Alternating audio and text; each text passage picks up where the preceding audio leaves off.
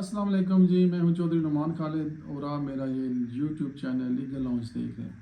आज की इस वीडियो में आपको मैं बताऊंगा कि जब आप किसी केस में या कोई शख्स गिरफ्तार हो जाता है तो वो किस तरह अपनी बेल आफ्टर अरेस्ट कोर्ट से करवाएगा।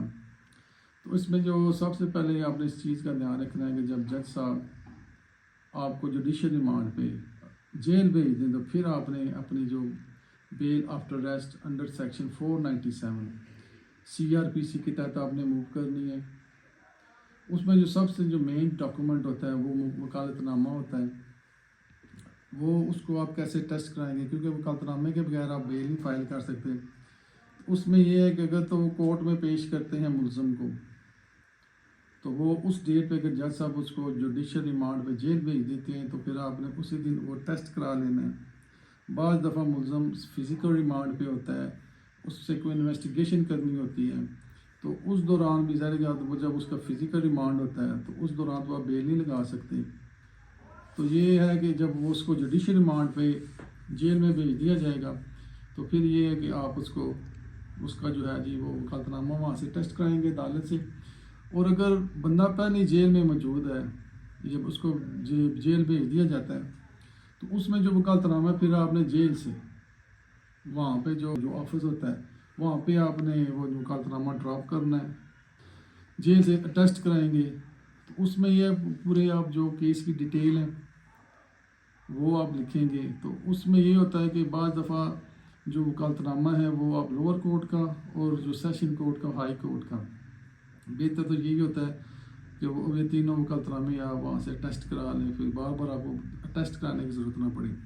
अब जब आप बेल वकालतनामा टेस्ट होके आ जाएगा ना, जब फिर आपने बेल जो है एप्लीकेशन जो है वो ड्राफ्ट करनी है और उसके ऊपर किसी किस्म का कोई टिकट वगैरह नहीं लगाना, ना ही उसके ऊपर मुलज़म के साइन होंगे जो बेल एप्लीकेशन होगी, क्योंकि मुलज़म तो जेल में होता है।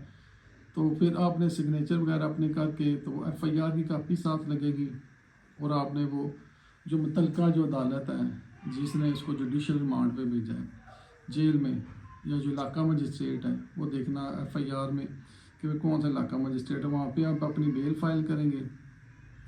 तो वो उसके बाद फिर 1-2 दिन का नोटिस कर देंगे उसको जो कंप्लेनेंट होता है जी। तो उसके बाद जो भी होगा वो फैसला होता है। अगर तो वो मतलब आपने सेक्शन 30 के पास जो मजिस्ट्रेट है उसके पास लगाई है बेल, अगर वो खारिज हो जाती है तो फिर आप उसके खिलाफ सेशन कोर्ट में जाएंगे।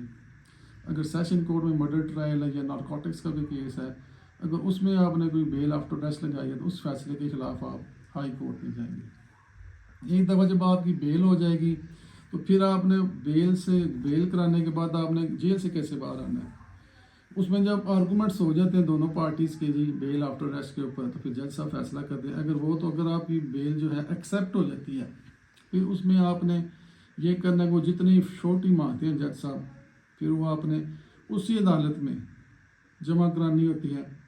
वो जब जमा कराएंगे आप तो उसके बाद एक रोपकार जारी की जाएगी जो एलमद होता है उस कोर्ट का, जो आप छोटी बॉन्ड जमा कराएंगे उस बंदे को जो इन शेप ऑफ डॉक्यूमेंट मतलब कोई ज़मीन वगैरह के या कोई गाड़ी शाड़ी या मोटरसाइकिल वगैरह के कागजात वो भी आजकल चल जाते हैं, वो छोटी रख लेते हैं।